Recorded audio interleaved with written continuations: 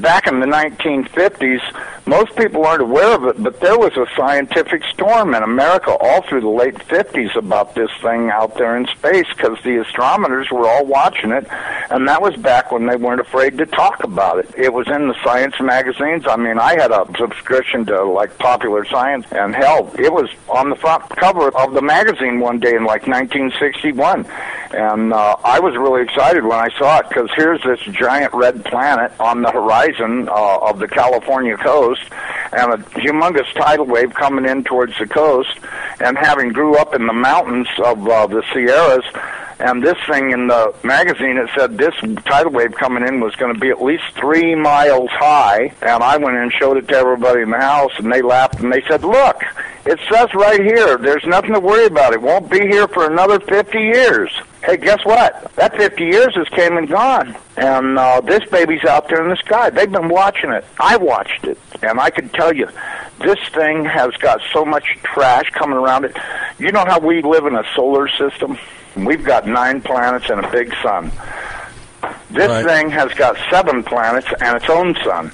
But I believe that instead of having dirt on it like our planet does and water, I think this thing is just a big, bright reddish-orange iron ball, because it's giving off all this red iron oxide dust out into the atmosphere.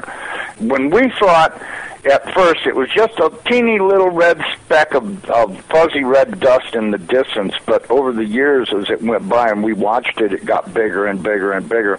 And then finally, about '08, we could see this thing like it was across the street, and we could see that it was a blazing hot ball of fire giving out sparkles of red iron oxide dust for thousands of miles in every direction, and you could see the planet circulating it. Now, I'll tell you one thing that I really am nervous about. I think this thing's got a planet like ours circling it. This is its own solar system. We're about to have a solar system come through the middle of our solar system. This can't be good.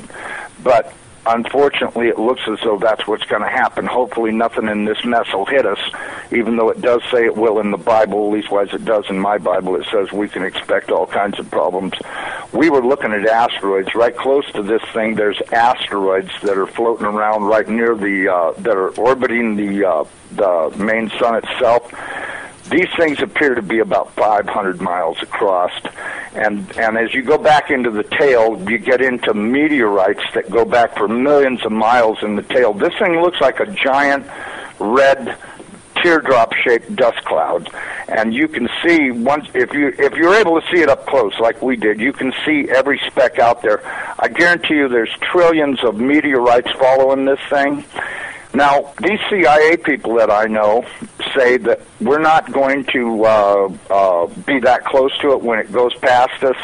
They're saying that in order to attain breakaway speed, when it comes up around the backside of the sun, its speed will at least double, possibly more, which will put it here earlier than everybody is saying it will, and that this thing will probably be about 20 million miles from us when it crosses in front of us. And then as soon as it flips us upside down, we're going to go into its debris-filled tail and be pelted with meteorites. And, of course, in the Bible it says they will talon 70 pounds.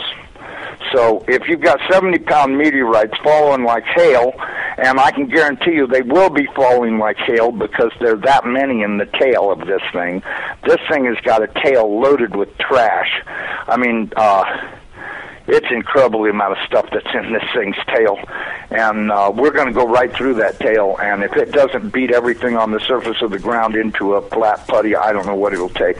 I tell everybody, you better be at least 20, 30, 40, 50 feet on the ground and have either concrete or stone above you, because it'll break through the roof of whatever you've got if you don't. These CIA guys told me that this pole shift will probably happen from start to finish in around 28 minutes.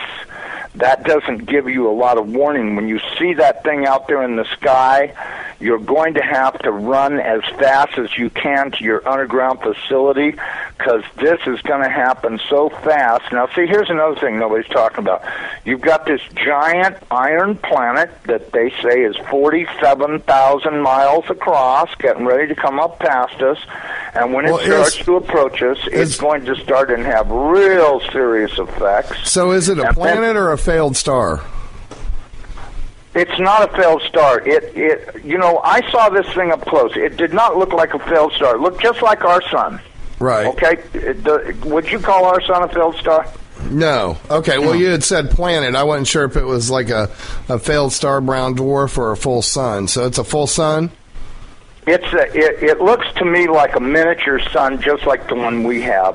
The only difference is our sun is giving off flames and stuff, and this one's doing the same thing as it, but it's giving off this red iron oxide cloud of dust around it, and until it got close, we couldn't even tell what was in there. We could see it was hot, and it looked like it was just a dull red when we were first able to discern it through the red cloud, but as it approached, it started to become more apparent that this thing is just orange hot. I mean, to tell how hot it is, I was told that they estimated between 5 and 10 million degrees, but, I don't really know, if that's right or not. I mean, it's got to be pretty hot because it's sending all of this red iron oxide dust out into space around it. Right. And it's got this enormous, and I mean enormous, at least 50 or 100,000 miles on each side of it, this red dust cloud that goes all the way around it.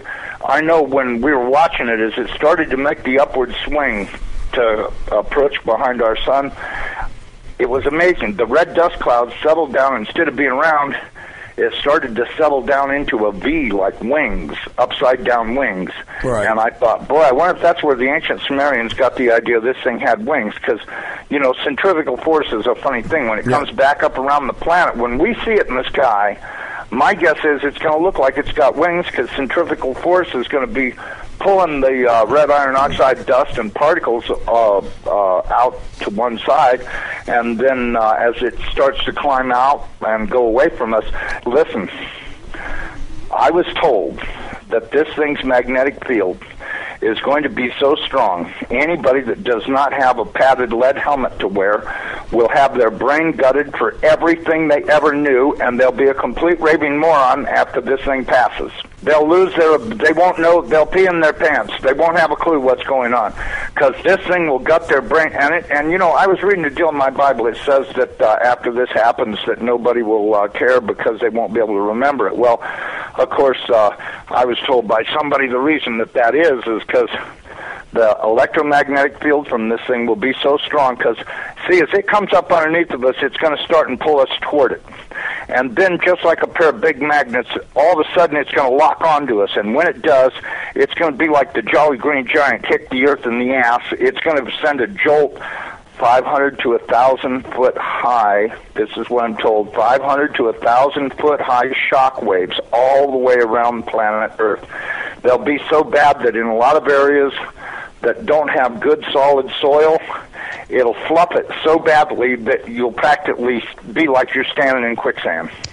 And that this thing's magnetic field will literally gut your brain of everything. And so you may want to give some thoughts to getting you some sheet lead, build you a little lead helmet to wear, like a little motorcycle helmet to protect your entire brain and the back of your neck, so that way this can't happen. Because if these guys are right about this, and I'm pretty sure they are, because I know for a fact they know what they're talking about when they say stuff. And and it does sound reasonable to me, knowing what I do about electromagnetic energy, that this could happen. And it very easily could gut everybody's brain for everything they ever knew, and they'll stand there and pee in their pants and go, gee, what was that? And that's if they still know how to talk. And there won't be any doubt in anybody's mind, because this thing's going to look like a big red dragon, exactly like all the ancient Sumerians and the Chinese and all the rest of them that had documented this thing's passing before. It didn't look like a white ball or a snow cloud or nothing. It looked like a big red iron oxide dust cloud with a superheated star in the middle of it. And I mean, and that's what we've seen. So, I don't care what anybody else says. There's a possibility. There's more than one thing out there. I watched it through the Hubble Space Telescope, and when this thing looked like it was across the street, the Hubble got cut off and they encrypted it, and that was the end of any transmissions we had to watch.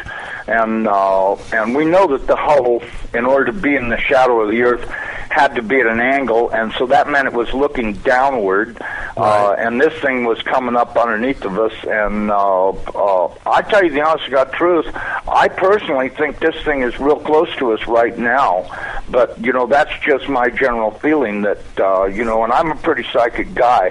I have the feeling that this thing is right close by and that we're going to see it any time. I mean, I've been doing everything I could do to get prepared for it to. I'm really worried about what Jesus says.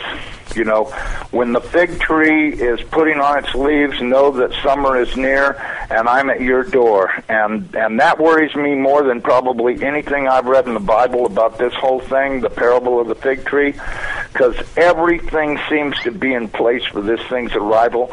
And the bad thing is, he says, I'm going to come like a thief in the night. Well, it does also say in the Bible that I'm going to make the sun go down at noontime in Jerusalem.